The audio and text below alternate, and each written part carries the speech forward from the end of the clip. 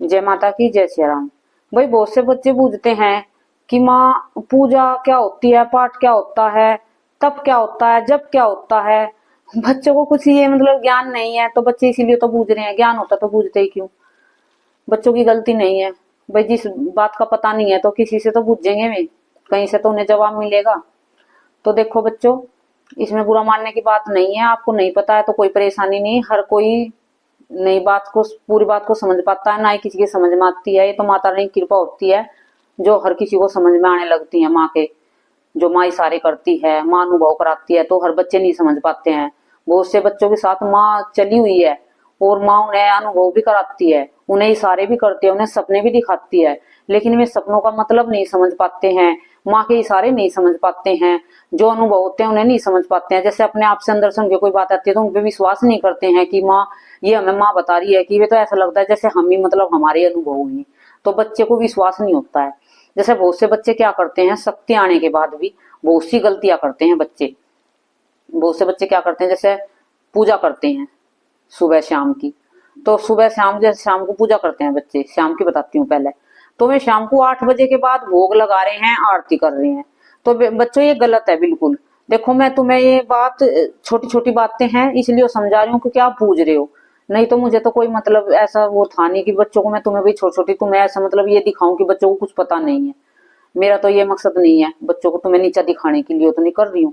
ये जो बच्चे पूछते हैं, जिन बच्चों के सवाल होते हैं, मुझे जवाब देना पड़ता है बच्चों का। बच्चे बहुत से हैं ना समझ है बच्चे, क्योंकि अभी बच्चे हैं नादान हैं। जब ये सब समझ जाएंगे तो वे दूसरों को समझाने लायक हो जाएंगे, वे ही दूसरों को 4 बातें बताएंगे। ठीक है, अभी पता नहीं है तो बच्चे नादानी है, नादानी में सब होता है। तो जैसे कि बच्चे रात को पूजा करते हैं, 8 बजे के बाद आरती करते हैं, भोग लगाते हैं। बहुत से बच्चे ऐसे करते हैं। मेरे पास आया भी था एक बच्चा, तो मैंने उसको समझाया, बेटा 8 बजे के बाद चाहे तुम किसी की पूजा कर रहे हो, चाहे माता रानी की कर रहे हो, चाहे बालाजी की कर रहे हो, या श्याम की कर रहे हो, या मतलब भोले बाबा की कर रहे हो, तो 8 बजे के बाद बेटा ना तो भोग लगता है ना आरती होती है हर रोज। ठीक है, शाम को दिन छिपने से पहले पहले आरती करोगे, मतलब वो पूजा पाठ पूजा करोगे अपनी, तो वो अच्छा रहेगा। जैसे अंधेरा होने से पहले तुमने, अंधेरा होने से पहले दिया लगा दिया, तो उसे उसका मतलब क्या होता है कि अंधेरा होने से पहले तुमने दिया लगा दिया है, तो अंधेरे जैसे अंधेरा शुरू हो जाएगा तो उसमें तुमने उजाला उससे पहले कर दिया है तुमने। शाम के समय, जैसे शाम के समय भ्रमण पहले करती हैं शक्तियां, भोले बाबा, माँ पार्वती, लक्ष्मी जी, नारायण जी। तो ये देखते हैं कि भाई किस घर में हमारे नाम का दीपक लगा है, किस घर में मतलब इस टाइम पूजा पाठ हो रही है, किस टाइम इस टाइम घर पे कोई सो रहे हैं या कुछ भी है। तो शक्तियां देखती फिरती हैं, घूमती रहती हैं, भ्रमण करती हैं सुबह शाम। तो शाम के समय तो दिन, जैसे दिन थोड़ा थोड़ा हल्का हल्का अंधेरा होने लगता है जैसे, तो उस टाइम पे तुम अपनी पूजा लगा सकते हो। जैसे कि 5:30 बजे, 6 बजे। अब तो गर्मियों में तो और दिन ज्यादा होते चले जाओगे, सर्दियों में तो 5 बजे बैठते थे तो 6 बजे तक बिल्कुल अंधेरा हो जाता था पूजा करने के लिए। और पूजा में क्या होता है, जैसे कि तुमने आरती करी है, चालीसा करे हैं, चालीसा करे हैं, आरती करी हैं, तो वे तो तुम्हारी पूजा पाठ हो गए हैं। जैसे अभी तुमने पूजा पाठ, इसको तो पूजा पाठ बोलते हैं, और तुमने भोग लगाया है शाम का, मिश्री का भोग लगाया है। ठीक है, बस इतना ही होता है। और जैसे शाम, जैसे बच्चे जप करते हैं, तो तुम जप जो करते हो वो तो तुम 8 बजे के बाद कर सकते हो। जैसे तुमने दीपक लगा रखा है पहले, वो तुम्हारा दीपक चलता रहेगा। ऐसा तो दीपक लगाओगे कि 9-10 बजे तक वो चलता रहे तुम्हारे घर पे। तो तुमने वो लगा रखा है दीपक, तो तुम जैसे भी तुम्हारा, कहते हैं बच्चे बहुत से हमें टाइम नहीं मिलता है तो हम रात को करते हैं पूजा पाठ। पूजा पाठ अलग होती है, जब तक अलग होता है बेटा, इसको समझो। समझोगे तो तुम्हें कुछ फल मिलेगा, नहीं तो तुम ऐसे ही कुछ नहीं मिलने वाला तुम्हें। तुम ऐसे करोगे भी और परेशान होगे, और अपना तुम्हें नुकसान भी करना पड़ेगा। क्योंकि 8 बजे के बाद तुम कोई पूजा, मतलब पूजा कर रहे हो, आरती कर रहे हो, भोग लगा रहे हो, तो बेटा उसको नेगेटिविटी ग्रहण करती है वो, फिर तुम्हें उसका फल नहीं मिलता, उसका बल्कि तुम्हारा नुकसान होने लगता है। तुमने बालाजी में भी देखा होगा, 8 बजे तक आरती हो जाती है बालाजी महाराज की। और मंदिरों में भी देखा होगा 7 बजे से शुरू होती है, कोई 5 बजे से करता है, कोई 6 बजे से करता है। 5 बजे से शुरू हो जाती है शाम की पूजा, और 8 बजे तक सबकी समाप्त हो जाती है। उसके बाद जैसे तुम्हें जप करना है तो तुम जप 8 बजे के बाद कर सकते हो। जैसे तुम्हें उस समय टाइम नहीं लग रहा है तो जप कर सकते हो, अपनी माला निकाल सकते हो, जितनी भी तुम्हारी 21, 11, 51 जो भी तुम है, उसे 8 बजे के बाद कर सकते हो। लेकिन 8 बजे के बाद आप आरती पूजा ये नहीं कर सकते हो, भोग नहीं लगा सकते हो। जो आरती है, ये पाठ है, ये तुम पहले कर लेते हो। और जैसे बालाजी की करते हैं तो वे बालाजी की, जैसे सुंदरकांड का पाठ है, और 40 हैं, उन्हें तुम 8 बजे के बाद कर सकते हो। ये पाठ, कुछ पाठ ऐसे होते हैं जो रात के समय करे जाते हैं, कुछ ऐसे होते हैं नहीं करे जाते हैं। तो तुम इन पाठ को कर सकते हो, क्योंकि ये संकट काटने के लिए होता है। सबसे बड़ी बात यह है, जो बालाजी महाराज हैं वे 9 बजे के बाद ही फ्री होते हैं, राम की सेवा में रहते हैं 9 बजे तक। 9 बजे के बाद ही फ्री होते हैं। जो भी तुम कुछ करोगे तो 9 बजे में फ्री मिलेंगे तुम्हें, और राम सहित तुम उनका आह्वान करोगे। और जो पाठ पूजा जो भी मतलब पाठ करोगे, पूजा नहीं, वो आरती नहीं, बाबा की भी नहीं होती इस टाइम तो आरती, भोग भी नहीं लगता है। तो जैसे कि तुम पाठ वो करोगे, पाठ जैसे संकट मोचन का पाठ कर रहे हो, बजरंग बाण का पाठ कर रहे हो, सुंदरकांड का पाठ कर रहे हो, चालीसा कर रहे हो, तो तुमने संकल्प लिया कि हम 11 दिन तक ये चालीसा करेंगे, तो तुम उसे 8 बजे के बाद कर सकते हो, 9 बजे के बाद भी कर सकते हो बालाजी का। तो ठीक है, इस तरीके से होता है। जैसे माता काली का चालीसा है या माता काली का कोई पाठ है, उसे तुम 8 बजे के बाद 9 बजे के बाद करोगे ना, तो उसके साथ तुम्हारे साथ गलत शक्तियां आवेंगी। तुम्हारा उसमें उसमें गुरु का होना जरूरी होता है, सुरक्षा तुम्हारी जरूरी होती है। हर पाठ को ही सबके बेटे अलग अलग हिसाब होते हैं, सब एक तरीके से नहीं करे जाती हैं। पूजा पाठ के भी अलग अलग नियम होते हैं। और जो नॉर्मल पूजा पाठ करते हैं वे तो सुबह शाम कर लेते हैं, उनको कोई परेशानी नहीं, अपने खाते पीते हैं, मौज से रहते हैं। उन्हें किसी की कोई टेंशन नहीं है हमें क्या करना है क्या नहीं करना है, क्योंकि अपनी गृहस्थी में रहकर नॉर्मल पूजा करके अपना जीवन अच्छे से जी सकते हैं बच्चे, उनको सब कुछ मिलेगा उस पूजा से ही। लेकिन बच्चों की चाह होती है कुछ पाने की, शक्तियों को पाने की, तो उसमें अलग करना ही पड़ेगा। उसमें गुरु की भी जरूरत पड़ती है, सुरक्षा की भी जरूरत पड़ती है। तो ठीक है, ये पाठ होते हैं बेटा 9 बजे के बाद, 8 बजे के बाद, ठीक है। और पूजा होती है 8 बजे से पहले पहले भोग लगता है, ठीक है। और सुबह सुबह की पूजा भी, सुबह की पूजा तो मैं बताती हूँ, सुबह की पूजा अंधेरे अंधेरे में, वो फिर अंधेरा होने से, जैसे सुबह सुबह के 4 बजे हैं, 4 बजे से बच्चे करते हैं जिनके पास सवारी आती है, उन बच्चों को तो हमेशा 4 बजे उठ जाना चाहिए। 4 बजे से अपनी 6 बजे तक, 7 बजे तक तो पूजा अपनी मतलब समाप्त कर लेनी चाहिए। उसके बाद तुम्हारा कोई फायदा नहीं होता उस समय, कि तुम्हारी शक्ति है ना, तुम्हारे झूठे वचन करने लगती हैं, तुम्हारी शक्ति रुष्ट होने लगती है।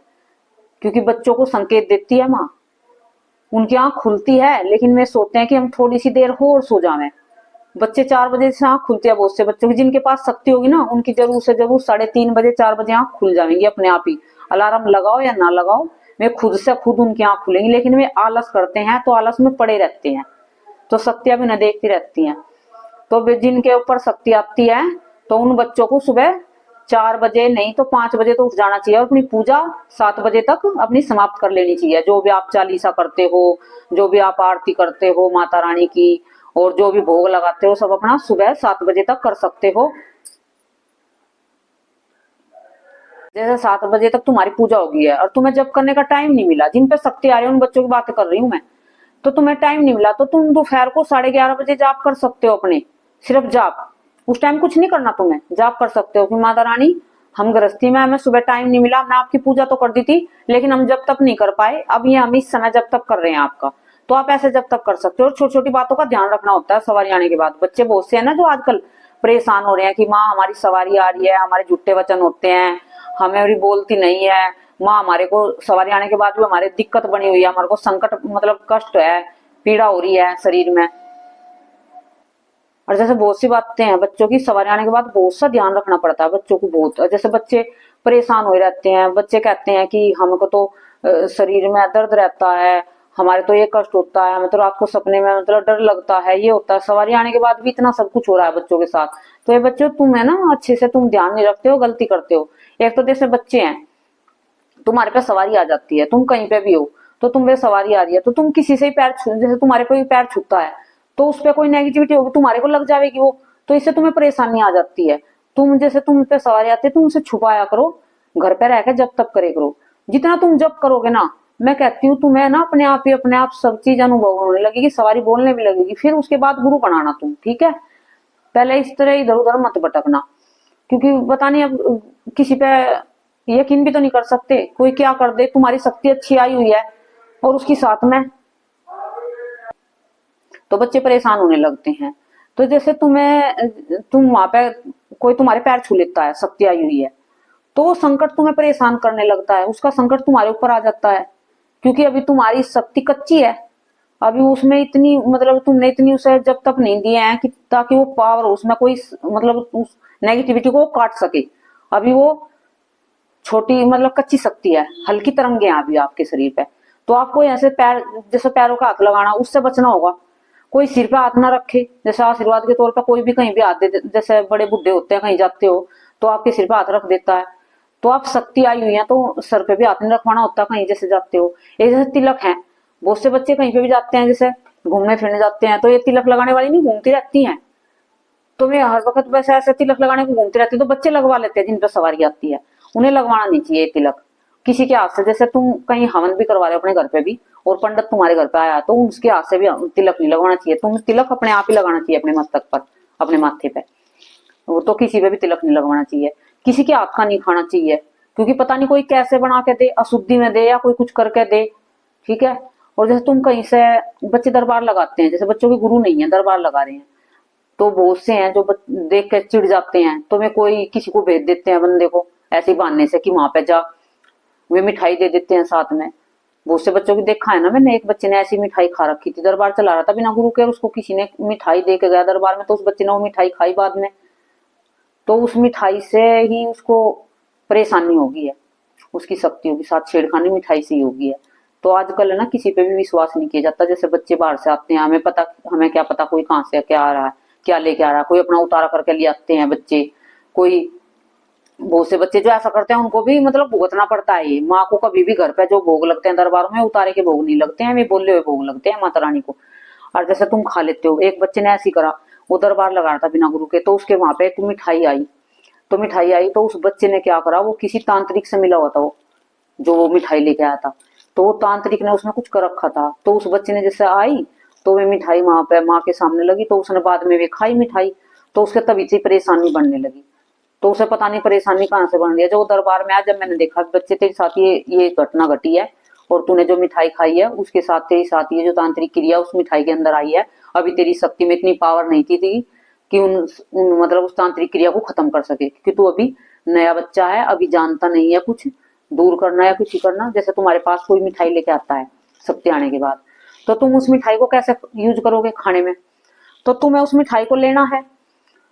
उस मिठाई में से पहले तो तुम एक मिठाई निकाल कर बाहर कुत्ते का डाल दो सबसे पहले, ठीक है, जैसे तुम्हें खानी है। फिर अपने मंदिर में भोग लगाओ, भोग लगा दिया तुमने मंदिर में, जो तुम्हारे मंदिर में जोत चली हुई है वो जोत के ऊपर से उतार लो तुम, ठीक है। और फिर उसमें मंत्र, जो तुम मंत्र जपते हो, एक मंत्र जो कंटिन्यू जपते हो, उस मंत्र को 21 बार, मतलब एक बार बोलो, उसमें फूंक मारो मिठाई में, 21 बार ऐसे ही करना है। फिर उस मिठाई को तुम खा सकते हो, तो उसमें कोई तुम्हें परेशानी नहीं होगी, जो भी चीज होगी वो बाहर खत्म हो जाएगी, ठीक है। तो ये तुम्हें छोटी छोटी बातों का ध्यान रखना होता है, समय पे पूजा करनी होती है, जैसे सुबह 5 बजे करते हो तो 5 बजे हर रोज 5 बजे ही किया करो, और जैसे शाम को 6 बजे करते हो 7 बजे तो 7 बजे ही किया करो, 8 बजे के बाद पूजा मत किया करो, जब कर सकते हो 8 बजे के बाद, ठीक है। और जैसे अमावस्या आती है, पूर्णिमा आती है, अष्टमी आती है, सप्तमी आती है, चौदस आती है, एकादशी आती है, इन पे तुम अपने जप करते रह करो, क्योंकि इससे तुम जप करोगे तो तुम्हारे जप में एनर्जी, मतलब पावर बढ़ेगी उनकी, और तुम्हारे मंत्र जल्दी से अच्छे कार्य करेंगे, बड़े से बड़े संकट को काटने में सक्षम होंगे।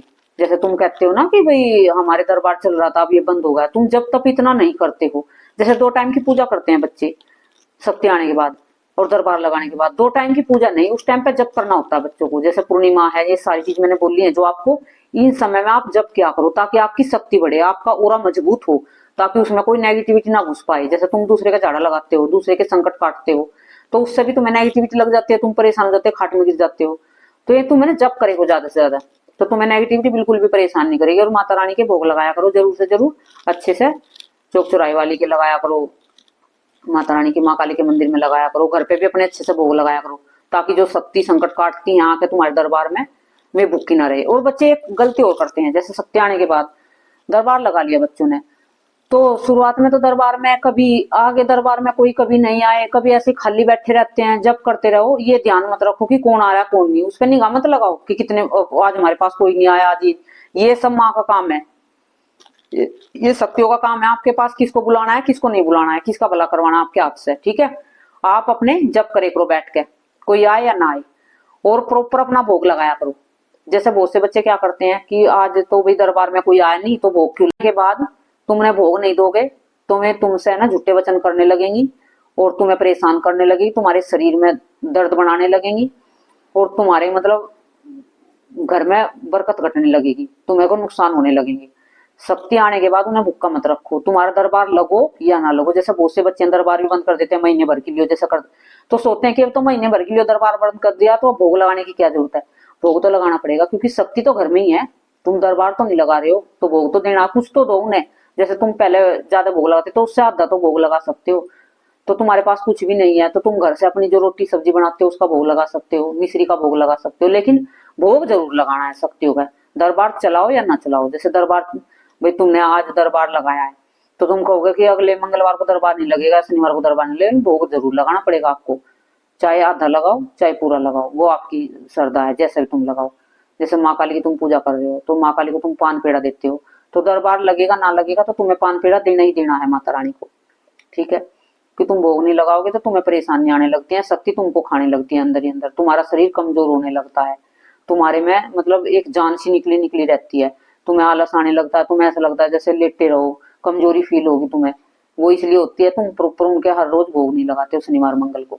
तो बच्चे दरबार जैसे चलाते हैं, कुछ दिन चला उनका, महीने 2 महीने, फिर बंद हो जाता है, तुम्हें भोग लगाना बंद कर देते हैं। ऐसा नहीं करना है, भोग तुम्हें लगाते रहना है, तुम्हारी शक्ति अपने आप धीरे धीरे कार्य करने लगेंगी। जैसे तुम्हारी परीक्षा भी होती है, माँ परीक्षा भी लेती है। और दरबार में ये चिंता मत करे करो कि कोई हमारे दरबार में आता नहीं है या हम तो ऐसे बैठे रहते हैं। तुम्हें दरबार से मतलब दरबार को वो नहीं रखना है, अहमियत नहीं देनी है। तुम्हें अपने जब तप पे और माँ की सेवा पे अहमियत देनी है। तुम्हें सेवा करनी है अपनी, चाहे आए या ना आए कोई, उसकी तुम चिंता मत करो। जो तुम भगवती पे, जो माँ अपने आप से आती है ना, तो वे तुम्हारे सारे जितने भी कार्य हैं माँ खुद करती है। और जो तुम जबरदस्ती बुलाते हो ना उनको कसम दे के, मतलब मंत्रों की, वे मंत्र करते हैं, अभी अभी मंत्र करते हैं, उनमें कसम होती है, माँ को दुआई दी जाती है, तो तुम फिर माँ तो जबर मतलब मजबूरी में आना पड़ता है। जब तुम उन्हें कसम दिला देते हो तो फिर कार्य भी तुम्हें अपने आप ही देखने पड़ेंगे अपने घर के, कि दरबार छोटा है बड़ा कैसे करे, दरबार में भोग की सुविधा नहीं हो रही है, दरबार में कोई आ नहीं रहा है, क्योंकि तुमने जबरदस्ती बुलाया कसम दे के माता रानी को, किसी भी शक्ति को। और जो तुम पे माँ खुद प्रसन्न होकर आवेगी और खुद तुम्हारे मुंह से बोलेगी एक दिन, और खुद तुमसे कहेगी कि मुझे तो चौकी लगवानी है इस बच्चे की, दरबार चलवाना है, तो माँ अपने आप ही तुम्हारे कार्य आगे से आगे कर देगी। तुम्हें जरूरत नहीं रहने की कि तुम ना सोचोगे ना, सोचने से पहले तुम्हारा काम बनेगा।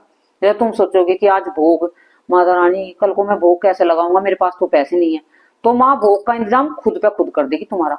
तुम्हें पता नहीं चलेगा कि कहाँ से भोग आ गया कहाँ से नहीं, उसके पैसे या भोग कुछ भी तुम्हारे पास अपने आप चल के आएगा। तुम्हें चिंता करने की जरूरत नहीं रहती है। जब तुम दरबार चलाते हो ना, तो माँ भगवती पे छोड़ दो सब चीज, या बालाजी पे जिसकी भी करते हो, मैं अपने भोग का तुम्हारे खाने पीने का इंतजाम अपने आप कर देंगे। लेकिन कसम और दुआई देकर शक्तियों को मत बुलाओ, अपनी मर्जी से जब तब करो, उन पर समर्पण करो, उनके चरणों में अपने आप को। तो जो माँ उनकी इच्छा होगी उसी इच्छा में तुम्हारी अपनी इच्छा मान लेना, और माँ की अपनी ये पूजा सेवा करते रहना। ठीक है, ये छोटी छोटी बात थी, जो कुछ बातें थी मैंने जो तुम्हें कुछ बताई है, तुम्हारी अच्छी लगे तो देख लेना। तुम्हें मैंने तो बहुत मतलब तुम्हें समझाने की कोशिश करी है ताकि बच्चे परेशान ना हो, गलती जो कर रहे हैं अपनी गलतियों को सुधार सके।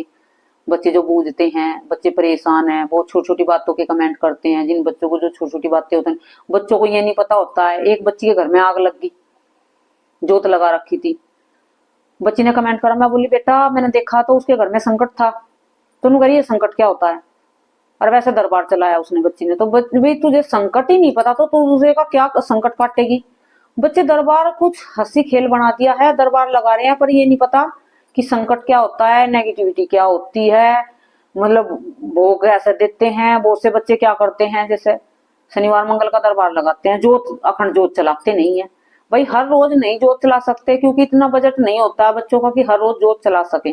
जो कोई कमाई करते हैं, जिनकी अच्छे से सैलरी होती है, जिनके घर में पैसे आते हैं, तो वे तो अखंड जोत चला सकते हैं अपने दम पर लेकिन जब बहुत से बच्चे हैं नहीं चला सकते, तो वे शनिवार मंगल को दरबार लगाते हैं, तो जोत तो अखंड चलाया करो, सुबह से शाम तक की, पूरी रात चले, सुबह तक शाम तक चले, ऐसी जोत चलाया करो ना।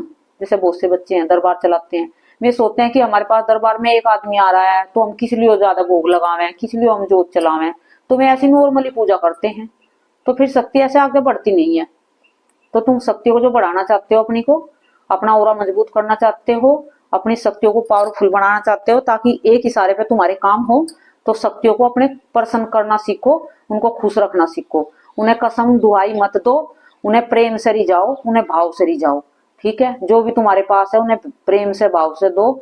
और ध्यान ये मत रखो, बहुत से बच्चे कहते हैं कि पहले तो हमें माता रानी दिखती थी, पहले तो हमारे माता रानी के दर्शन होते थे, अब तो माता रानी में दिखती नहीं है, दर्शन नहीं होते हैं, क्योंकि दरबार तुमने लगाना शुरू कर दिया। एक दो तुम्हारे पास बच्चे आने लगे हैं, फिर तुम्हारा ध्यान उधर चले जाता है कि आज एक बच्चा आया, अगली बार दो बच्चे आने चाहिए, तीन बच्चे आने चाहिए। फिर तुम्हारा मतलब एक तुम्हारा वो कार्य हो जाता है, उसे तुम कार्य मान लेते हो, काम मान लेते हो अपना, कि ये तो अब ये दो बच्चे आएंगे, अब तीन बच्चे। तुम्हारा ना उस तरफ ध्यान बढ़ने लगता है, तुम्हारा पूजा में कम ध्यान लगता है। माँ को जो तुम पहले निहारते थे, बातें करते थे, माँ को समय देते थे, वो समय तुम उसको सोचने में लगा देते हो कि आज तो मेरा दरबार में कोई आया ही नहीं है, आज तो मेरा दरबार में कोई मतलब ये इतने बच्चे ही आए हैं, दो ही आए हैं, तीन आए हैं। इसकी चिंता मत करो। तुमने दरबार लगाया तो भगवती पे सब छोड़ दो। जो तुमने अपनी मर्जी से दरबार लगाया तो देखो तुम्हारा अपनी मर्जी से तुम्हें अपना इंतजाम करना पड़ेगा। अपनी जोत बत्ती का, भोग प्रसाद का, सबकी अपनी तुम्हें सुविधा अपने आप खुद देखनी होगी। और जो भगवती माँ तुम पे प्रसन्न होकर अपने आप से आई है, तो तुम्हें चिंता करने की जरूरत नहीं है। मैं गारंटी से कहती हूँ, माँ तुम्हारा पहले से पहले, सोचने से पहले तुम्हारे कार्य करके रख देगी माता रानी। ये मैं अपना अनुभव कहती हूँ। मेरी माता रानी और मेरे बालाजी समय से पहले इंतजाम कर देते हैं अपना सब चीज। मुझे किस सोचने की जरूरत नहीं होती है, चिंता करने की मुझे कोई जरूरत नहीं रहती है, क्योंकि समर्पण किया है मैंने, पूरा समर्पण जी जान से। माँ का भी कुंभ, मैंने माँ बाबा को कभी किसी चीज की दुआई नहीं दी, कसम नहीं दी, या मेरा काम खराब भी हुआ तो मैंने कभी माँ को जिम्मेवार नहीं ठहराया। जो भी माँ तुमने दिया है, दुख भी तुम्हारे हैं, सुख भी तुम्हारे, दुख भी तुम्हारे हैं, सुख भी तुम्हारे हैं, जैसे तुम रखो। अब तो तुम्हारे चरणों में हमने समर्पण कर दिया। अब तो हमारी डोरी आपके हाथ में है, जैसे आप चलाओ, आपकी इच्छा है। तो आप ऐसे सौंप के देखो, एक बार अपने आप को माँ के चरणों में अर्पण करके देखो, तुम्हें वो मिलेगा जो मैं बता नहीं सकती। तुम्हें पहले से पहले हर चीज की सुविधा मिलेगी। तुम्हें तुम सोचोगे ना, उससे पहले तुम्हारे कार्य हो जाएंगे। ठीक है। और एक ये, जगह जगह मत भटको, शक्ति आने के बाद जगह जगह मत बुझो, कच्ची शक्तियों को मत छेड़खानी करवाओ, कच्ची शक्तियों के साथ मत छेड़, मतलब कुछ भी इनके साथ तुम बुरा मत करो। ये आई हैं, इनके जप तप करते रहो, जैसे तुम नॉर्मल अपनी पूजा कर रहे हो ऐसे करते रहो। अपने जप बढ़ा दो, जितने ज्यादा से ज्यादा जप करोगे उतनी तुम्हारी शक्ति अपने आप खुलती चली जाएगी, अनुभव भी होने लगेंगे। तुम जगह जगह जाओगे, तुम्हारी शक्तियों का बिल्कुल सत्यानाश हो जाएगा। कोई कैसा मिल जाए मैं कह नहीं सकती हूँ। जैसे बहुत से बच्चे हैं, शक्ति आती है तो जाते हैं दरबारों में, बहुत से क्या मिठाई उतारते हैं तुम्हारे ऊपर को, वे खुद खा लेते हैं, तो समझ लेना तुम्हारी शक्ति उतार ली है उन्होंने और अपने अंदर बिठा ली है। ठीक है, अंश चुरा लिए तुम्हारी भक्ति के। शक्ति को तो कौन उतार सकता है, अंश चुरा लिए। जो तुमने पूजा पाठ कर रही थी ना, जब तब करे थे, वे उस भगत ने, दूसरे ने तुम्हारे ऊपर से मिठाई उतार के खुद खा ली है, बतासे मिठाई। और जैसे कि खट्टी चीज उतारता है, नींबू उतारता है तुम्हारे ऊपर से, नींबू उतार के काटता है, तो समझ लेना तुम्हारा संकट काट रहे हैं। बहुत से भगत करते हैं, नींबू उतार के काट के खा लेते हैं, तो समझ लेना कि तुम्हारा संकट, जो तुम्हारी हारी बीमारी थी, उस भगत ने अपने ऊपर ले ली वो। ठीक है। और जो मिठाई उतार के खाई है तुम्हारे ऊपर से और अपने पास में रख लिया साइड में, तो समझ लेना तुम्हारी शक्ति उतार ली है। तुम्हारी उस दिन से शक्ति का बंधन हो जाएगा, तुम्हारी शक्ति अनुभव बंद हो जाएंगे, कार्य बंद हो जाएंगे। तो मेरी हाथ जोड़ के प्रार्थना, तुम दरबार में जगह जगह मत जाओ। जो तुम पे शक्ति आई हुई है तो उसे पकड़ने दो, कच्ची शक्तियों की छेड़खानी मत करवाओ, चेकिंग मत करवाओ। धीरे धीरे तुम्हारे, किसी को बताओ मत ना, बस अपना जब तब बढ़ा दो।